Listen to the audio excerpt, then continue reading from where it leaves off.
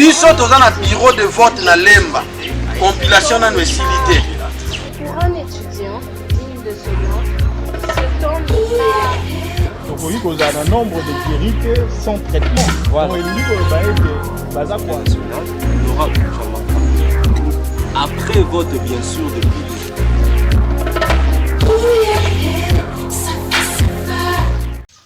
déchu de son poste du premier vice-président de l'Assemblée nationale, l'honorable Jean-Marc Kabunda Kabound, après vote bien sûr de plus de 250 députés qui ont voté pour sa destitution, après bagarre bien sûr au sein de l'Assemblée nationale, le dossier 100 jours, nous savons tous qu'il y a eu mort d'homme, le juge président qui s'occupait bel et bien de ce dossier est bien mort.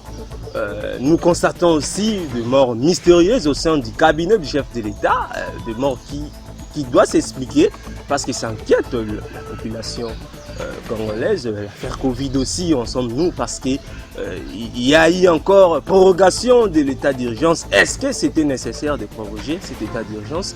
Toutes ces questions ensemble avec nos deux invités sur plateau, nous allons essayer un peu de décortiquer, d'analyser. Dans votre émission que vous aimez tant regarder, mesdames, messieurs, point de vue sur l'actualité à travers votre chaîne YouTube DigiPro Télévision. Bienvenue à vous tous, mesdames et messieurs. Ndeko Roger Mbongo, Robert plutôt Mbongo.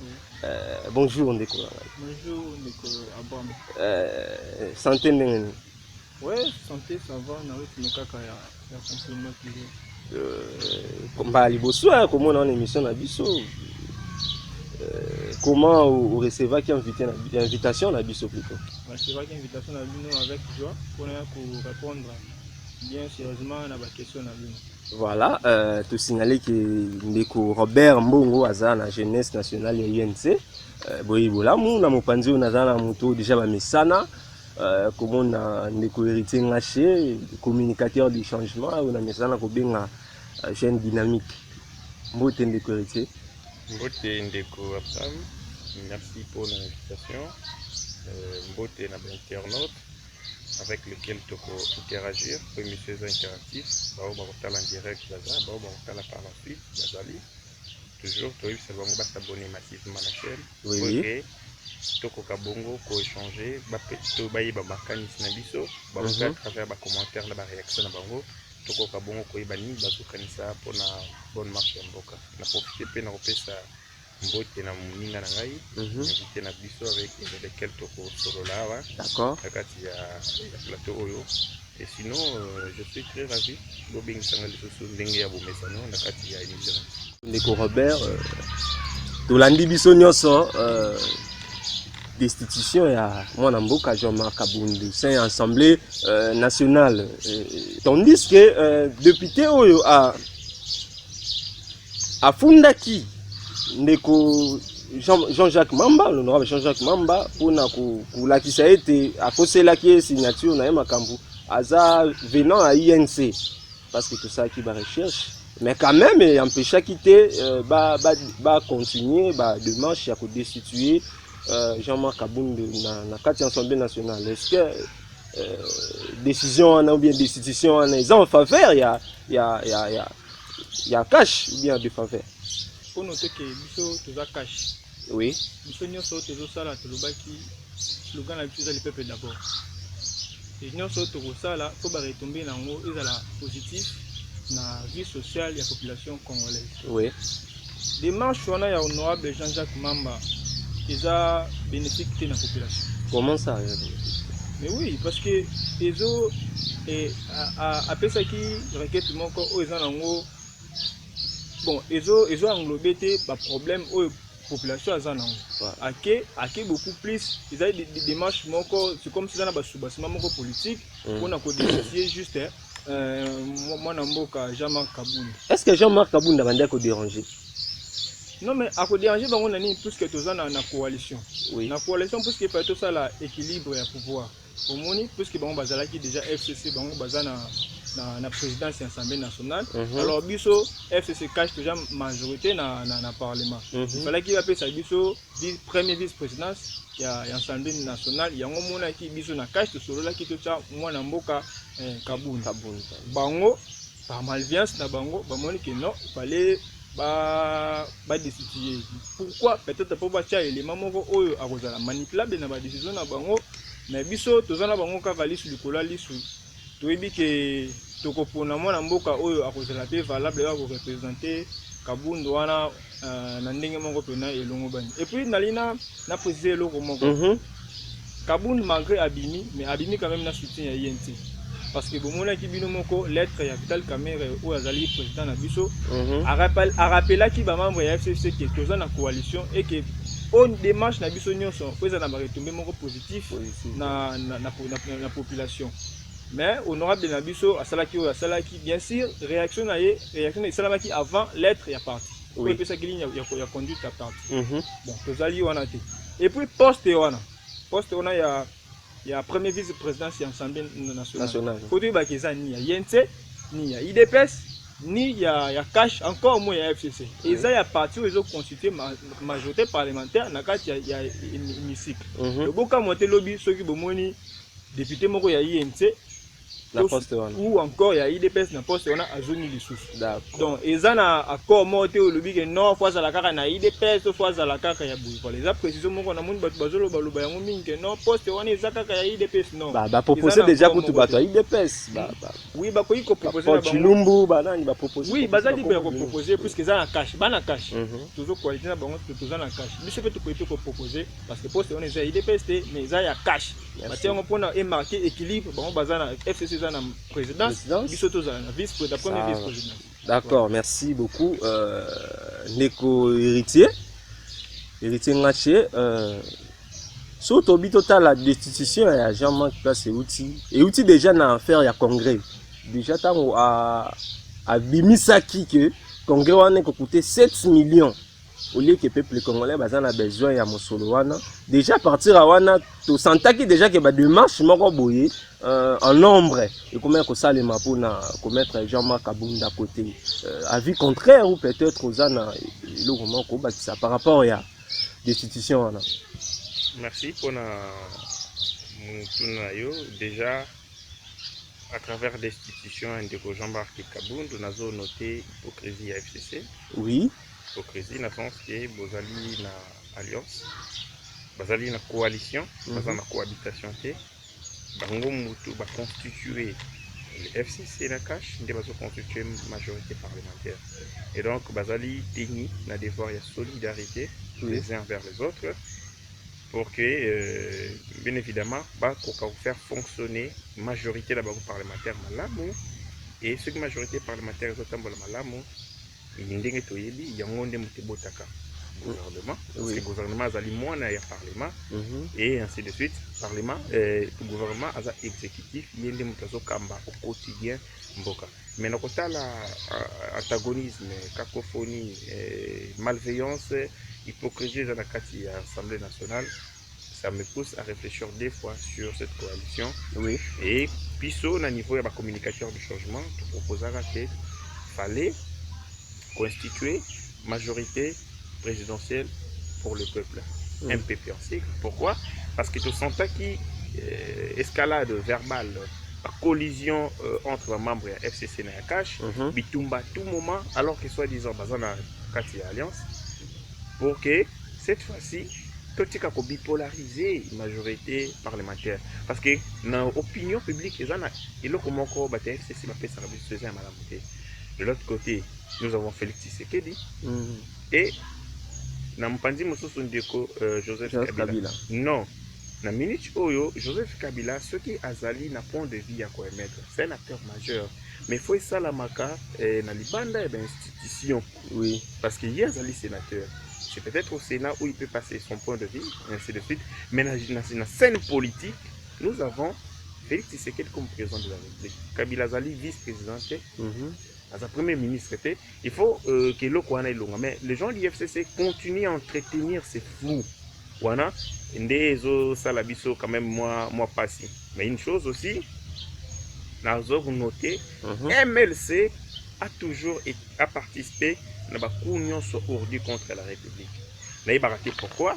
Mais les MLC se trouvent être parti wana ou marionnette ou très souvent les pouvoirs sont en a besoin à s'appuyer pour faire passer la connerie à s'appuyer. N'a rien violé quand même.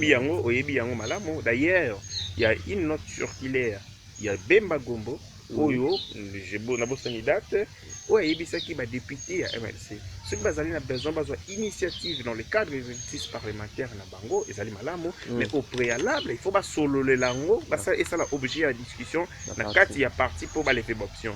Mais je ne sais pas, en têtement les Alakini, est-ce que Jean-Jacques Mamba a passé outre même décision, il y a président naïe, peut-être une débat sur mon na soso. Maman na yazana kati.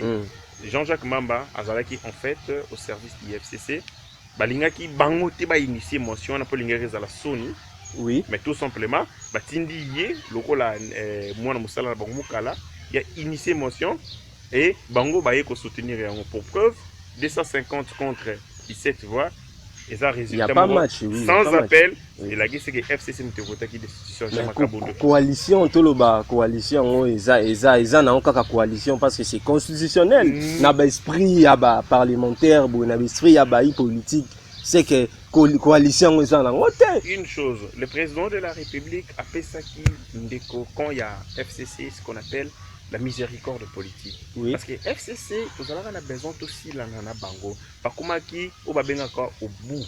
Par comment qui na souka. Pour soutenir, il y a bilan na bango mitigé, mais aussi tentative na bango, il y a au-delà, il y a mibeko. Oui. Et face à ça, le président de la République, Félix Tshisekedi, a tali passé politique. Oui, a tali histoire na biso pour chuter. Il faut se rendre compte que politique, démocratie, c'est un mot qui est. Celui qui est dans la cohabitation, nous ferons beaucoup de casse. Malamu, nous limbisa mabe ya bato oyo, tout ça na bango coalition pour que tout expérimenter exercice démocratique na biso. Mais malheureusement na monde de ça la carrière, tala sikoyo ba makambo bazo sala ya mabe. Pour que Mboka Telema, merci. Voilà.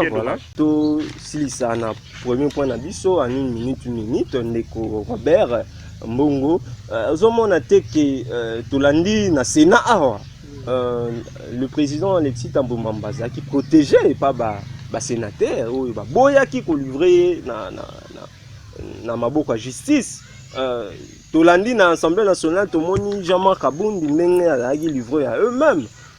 Est-ce que des choses dans la même coalition, dans la manko FCC cash, tous en a deux résultats différents. Est-ce que y a Jean-Marc qui a règlement de compte pour déjà choix ya makambo ya Sénat déjà éprouvé quand même. Faut noter que FCC va fonctionner na bango ba pratiquera oyo ba benga na français machiavélisme. Oui, machiavélisme. Voilà. Donc bango banana système politique moko mettre les bâtons dans les roues, moni hôtel muninga kal yakuya pour le kumu et mataka. Justice essayer ba élever mais c'est un moment ba immunité. Parce que eloko ko kamozani bazui mutuloko la André Kimbuta ba placé comme chef de la commission. Mais c'est du théâtre, vous s'entendez à quoi? Bisono sotoyebi loyauté o Kimbuta zanango avec autorité morale na Kabila. Parce que justice esenga Kimbuta a élevé Thambwe Mwamba humilité pour soumettre la poursuite judiciaire. Tout le monde a na vote à Sénat, tout le monde a bochap nenga perdra qui face à Yabadi Banga. Wana ezaba formol. Parce que la ramoni faut ça chaque fois analyse de fond et de forme. L'analyse de forme au monde ba ko paniquer, ba ko saloba mais na fond ba de lo ba ça. Donc ezali non déjà prévisible. On savait que Kimbuta ne peut pas exposer Thambwe Mwamba.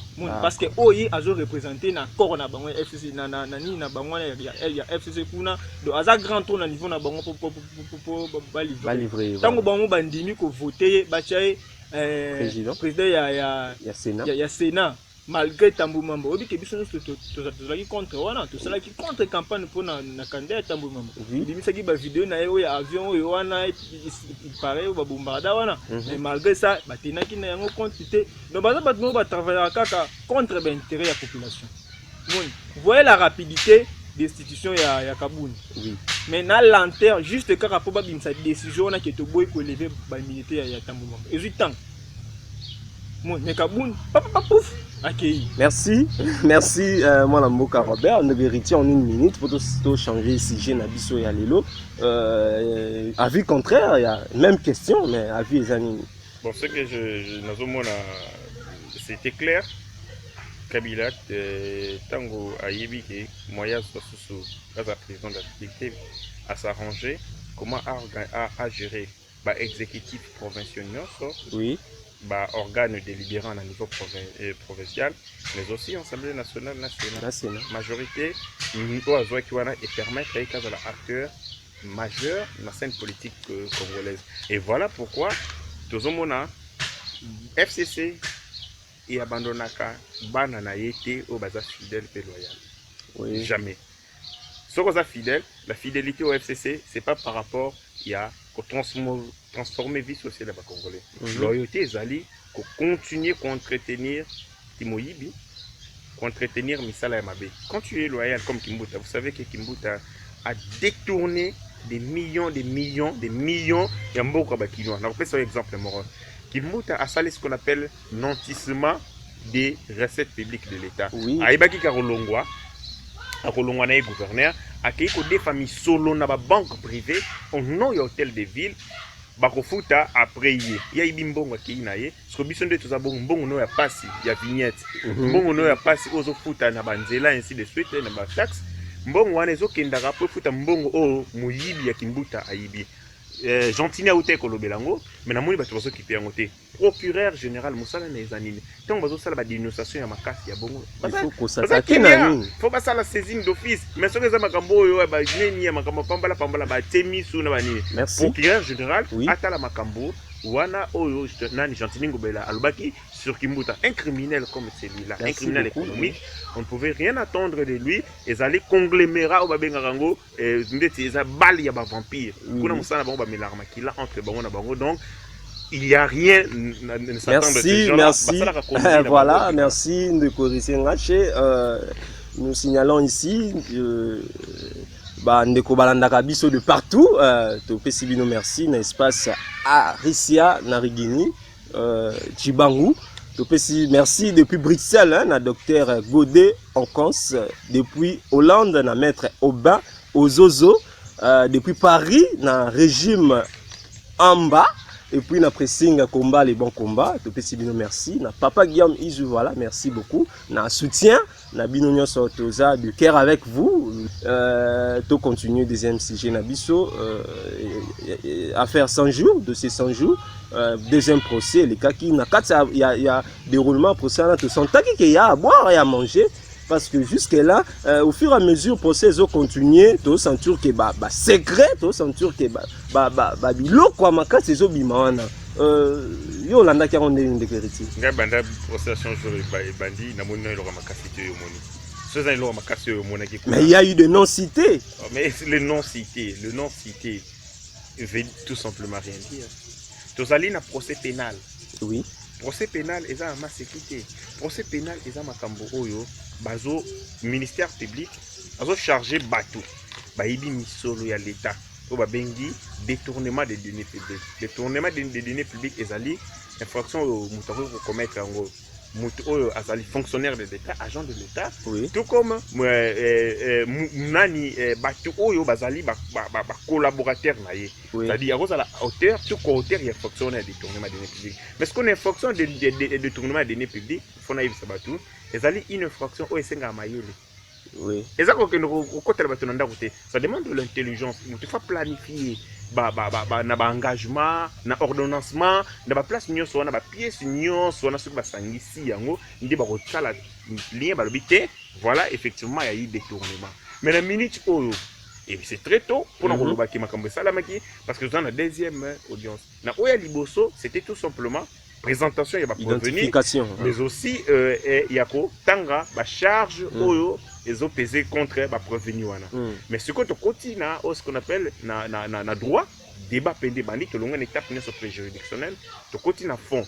ministère public musala na ye il faut kaka a obtenir condamnation ya bato parce que tanga silisi instruction aza sûr que bato nazo mema na tribunal bazali pena bakangami banibi ye musala ne chaque fois ya kana ba pièce ala kasaka effectivement bato bazali mingi mais jusque là na moni na loko malonga te na moni ba kombo batangi batangi ce sont des témoins oui ba comparaître comme des témoins pour na ba pesa ba information pour na ko éclairer nini poursuite ya procès mais ndenge ezalaki pena par exemple que non oh dossier tel tala document o ezola saka yibaki 10 000 namoni yango te tala tel esalamaki ya 10 000 namoni yango te mais nazo pesa foi la justice parce que tous on a besoin biso tout la vérité oui ba parti nyonso on a besoin il y a vérité hein pour élever honneur na bango oui ceux qui ba yibagité oui de deux pour tout simplement ba msusu bazali occupation ba kangami quand vous organisez votre défense mutu ezala mala muté oui honneur na yo evisa ya kobeba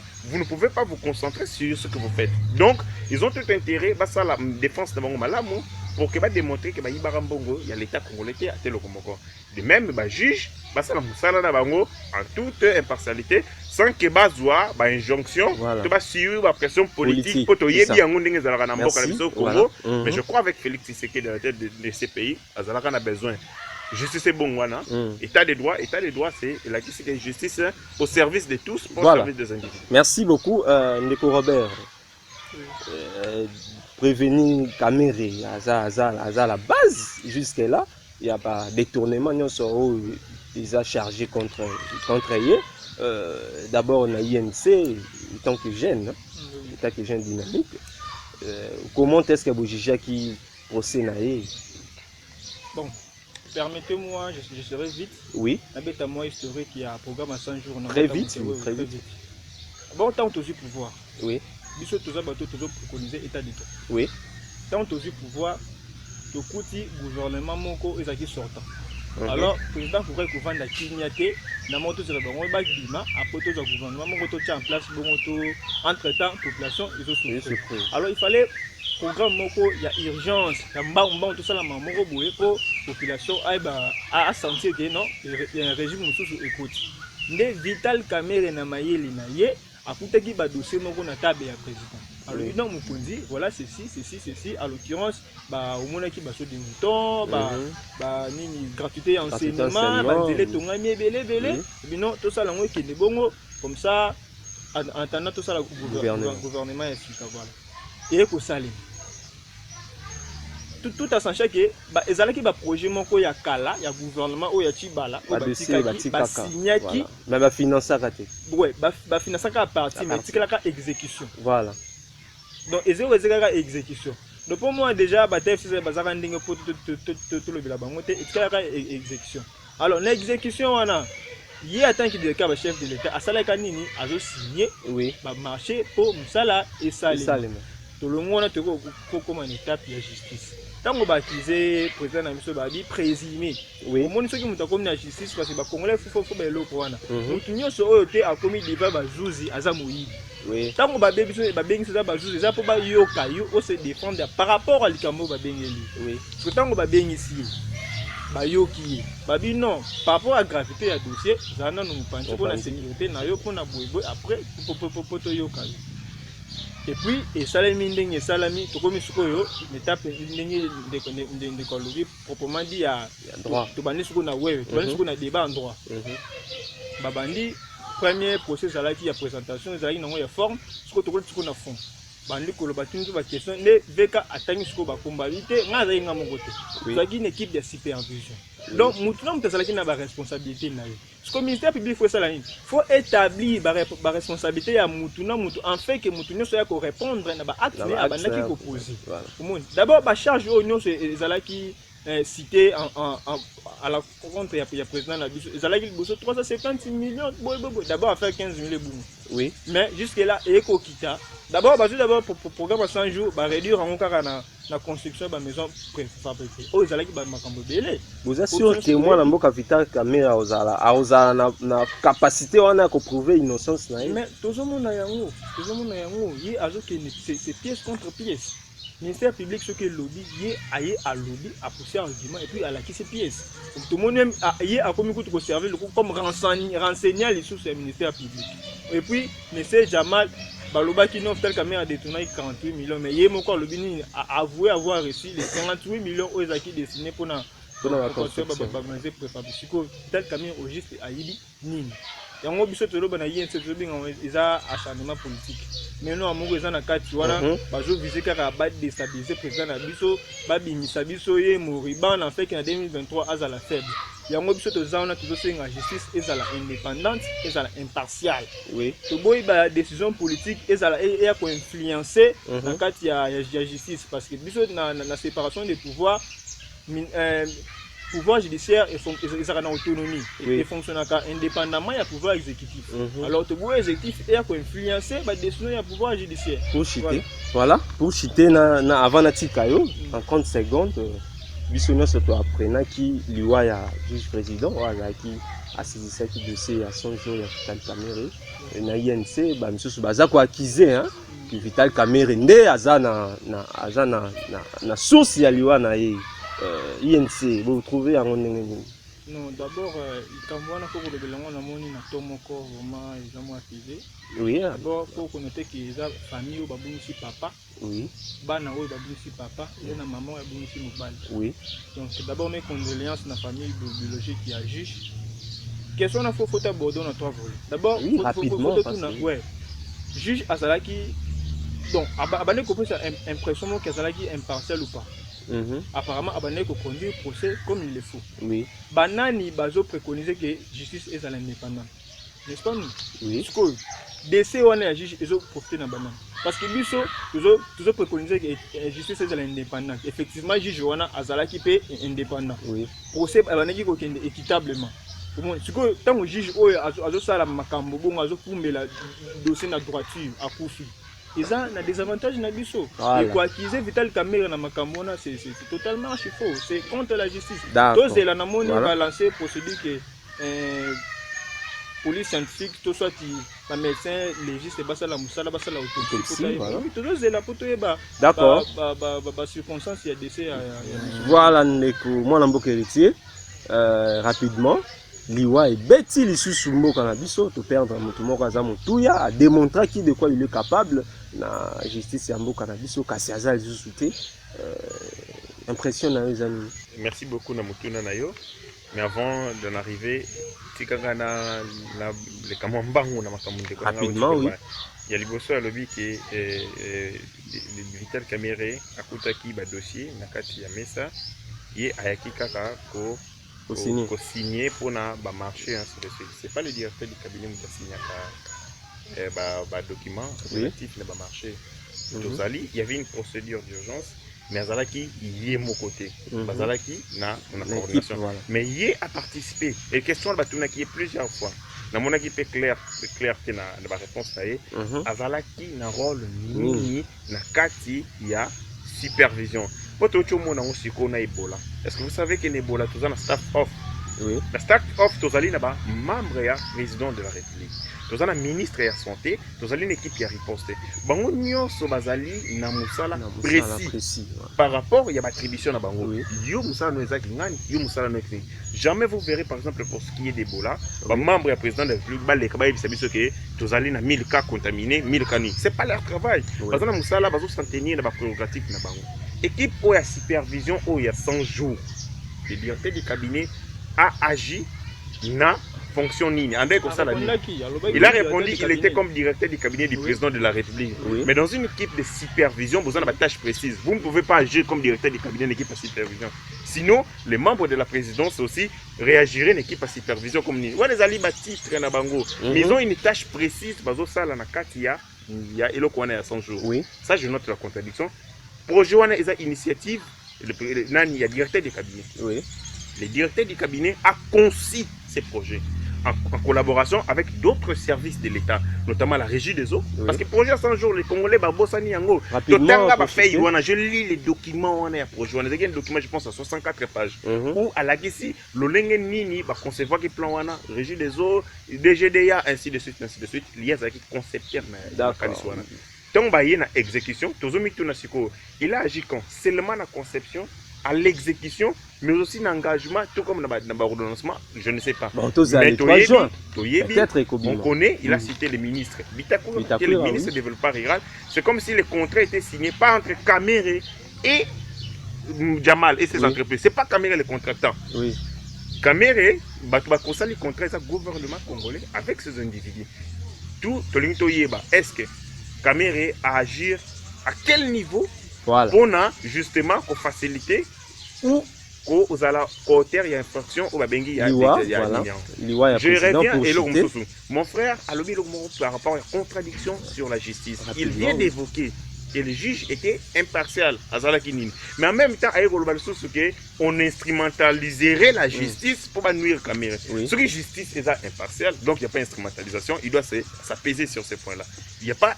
partialité parce que le juge en est au combat ce que je note liwa ya juge wana ça m'a fait et ça l'inga y passe je sens une tentative il y a pas criminel il y a commettre une pression il y a terroriser le juge tout simplement pour passer la musala na ngoté vous savez que c'est pas Caméré mutako ko boma juge parce qu'il a tout intérêt que procès ça la mama la mo po ya za la laver mais maintenant ceux qui battent ba ko boma juge et ça ba criminel. Ce sont ces gens qui ont peur de la vérité et qui ont peur de la justice. On a besoin de réduire au silence les magistrats, les juges, pour que tout simplement la vérité ait éclaté au grand jour. Nous les Congolais, nous sommes tellement préoccupés, nous avons solo dans il y a 100 jours. Ainsi, nous demandons le président de la République à faire sa mise solo, à faire sa moyen conséquent, la police scientifique, pour que tout simplement, tout bandarako établir ma responsabilité de mettre au-delà de l'IWA juge l'IWA paye à la présidence c'est ça l'IWA ils ont occasion pour la vérité d'accord merci beaucoup to développer to silisa émission na biso na point na biso ya suka tangami na covid évolution projet qui état d'urgence mais kasi est-ce que ça qui bénéfique pour le peuple congolais est-ce que ta dirigeance au bazo bakisa et ça quand on dit ça va poche à battu misusu te to éviter parce que population a se souffrir ndeko na éviter ceux qui osent comme on a équipe à riposte ou bien tu es d'abord pour l'état d'urgence rapidement s'il vous plaît oui parce que moni ba lobrana lingala soko moni ndoki na musika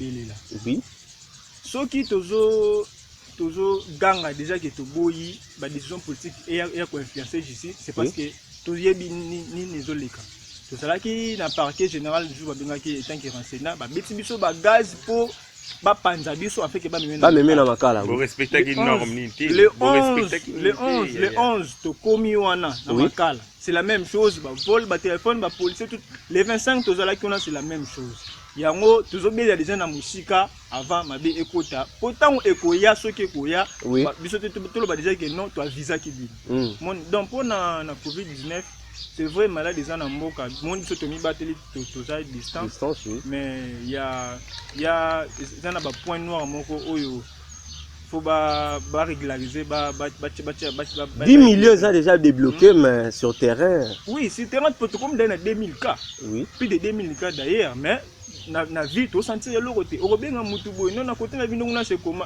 et le côté donc et puis équipe ya riposte wana bana première ya communication faut ba yebisa biso exactement ba ka wana bazuza bango wapi parce que il y a pas de volontaire bazo qui ne comité que non bote senga bosala nga examen pour na les aller te mettre toujours matin du jour au jour donc malade les alango tomi batela ba chef congolais pas malade des ali mais il y a à revoir, il y a vraiment à revoir. Pour y a revoir, il lobby Robert Mbongo, jeunesse, membre de la jeunesse nationale, il y a INC, rapidement, tu as commis na souka, évolution Covid, est-ce que gérant ces amalam?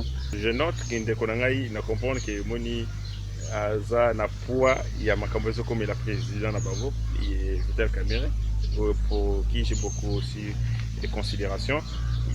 Il y a un moni à perdre moi lucidité na inasuka.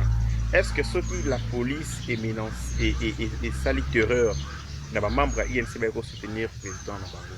Il y a que justice wada aux homona ozo projeter que mabe ko sala la. Mais pourquoi qu'on ça la terreur? Pourquoi basali yango? Pourquoi basali yango? Parce que tout simplement les membres de l'INC n'ont pas respecté les mesures de prévention contre le coronavirus.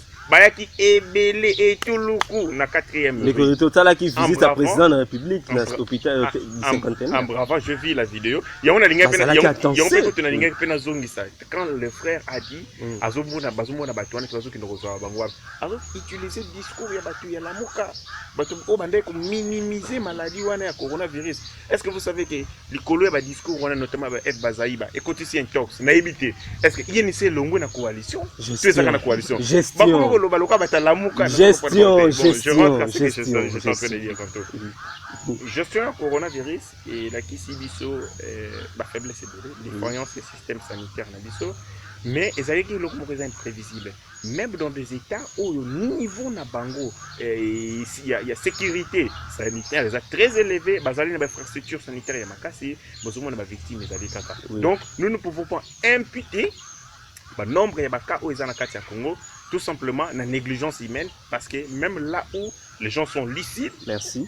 Toujours, tout le monde a des cas, photo, 20 000 cas, les États-Unis et ainsi de suite. Merci. Mais tout simplement, nous demandons na bande konabiso où il y a équipe ya riposte, tout comme Stafford ou Basaliwana kolanda makambo ya coronavirus, ba tia misolo, ba tia mayele pour que justement tokoka kolonga bokonwana.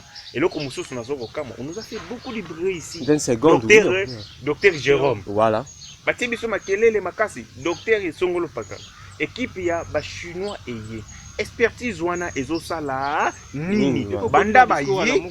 Depuis bango ba ye. Non, on a un discours à la mokate. Je suis en train d'éveiller. Je suis éveillé. Bandeko bazana kati kuna po basala parce que ceux qui s'est bimi. Ceux qui bazui makambo bazui solution ya malamu. Ngana yo tokozala épargner. To bandrola tabiloko temi toza condamné. Confinement aussi la trokende na Gombe. Mais là on ne sait plus vaquer à nos occupations pour ennemis comme Azali. Mais ce qu'on a dit ça batouana, batia sérieux na musala la bango. Les discours ya la mokate. Voilà, je dis à ce genre responsabilité, ba il s'abiso conclusion. Voilà. Quelles sont les recherches docteur Mouyang Sali, docteur Jérôme Sali, na ba recherche mususu to komi na point nini. C'est ça. Bazo entretenir flou au style de comprendre moi pas de yango. Mot de la fin en une minute, vous débordez s'il vous plaît parce que temps est comme na souka. En tout cas, biso jeunesse ya INC oza moral ezanase. Toujours c'est ngaka justice est indépendante, juge oya a continuer comme un procès dengue ezalaki kokende ndenge elongo bani. Oui. Justice en indépendante. Toboyi nungu toboyi à chaque fois biso tokende ko soutenir président na biso bayi ba biso ba téléphone ba benga na biso betaka biso ba gaz. Merci. Donc justice est indépendante ndenge elongo bani ezala indépendante ezala impartial. Merci Nekoriti en une minute. Merci beaucoup pour la occasion. Ya liboso na koyi bisa ba congolais lelo tolobeli makasi liwaya juge ou ya kofi. Mais les gens oublient qu'il y a un est chaque jour. Pourquoi ils ont suscité, je dirais, consternation et indignation au peuple congolais? Ou ya kofi ya na bandal ndemutu, ba ba kufra na est nde banyama. Peuple congolais. Occupation armée zambienne. Voilà. Il y a mis balé occupation armée zambienne. Na Tanganyika, parce qu'on a besoin de 50% ya Tanganyika. Ba Congolais pourquoi bazo se lever? Ce sont des sujets comme ça où il faut préoccuper biso. Oui. En Asuka, na lobby, na pesi, longonia, na cour de cassation, oye et si libongo kolongisa ndeko atu. Voilà. Azalaki victime objet ya machination ya FCC pour bazaki na besoin sous na yete, basali nyonso makam nyonso ya salité pour bako isaye. Mais lelo cour de cassation et zongisi na ba droit na ye, to lobby longonia pour une fois justice na biso ezo mérité coup de chapeau. Merci beaucoup bandeko balandi totaki bela ko na biso to pesi bino merci to komi na suka émission na biso point de vue sur actualité ceux qui bo sepelaki na émission bo pesa merci une équipe technique na sima ya caméra toza na cameraman na biso JL Pro 27 vitesse ya 4G na linga ko benge bongo pour qualité ezandeye ceux qui bo sepelaki na nyoso eza na sima na ngai bo pesa merci na réalisateur na biso le grand réal Digi Pro Francis Izou. Voilà, na linga kozangisa Izou wana te ngana bino na pesi bino pe merci na profiter na pesa joyeux anniversaire hein, bien sûr na fidèle émission na biso pour la sexualité Jemima Kiungulu Mpungu joyeux anniversaire na yo maman to monani na mikolo mikoya au revoir merci biso toza na bureau de vote na Lemba compilation nano esili te. Pour un étudiant digne de ce nom, ce temps n'est tokoki kozala na nombre de guérites sans traitement. Voilà. elingi koloba ete baza kwa L'honorable Jean-Marc Kabunda. Après vote bien sûr depuis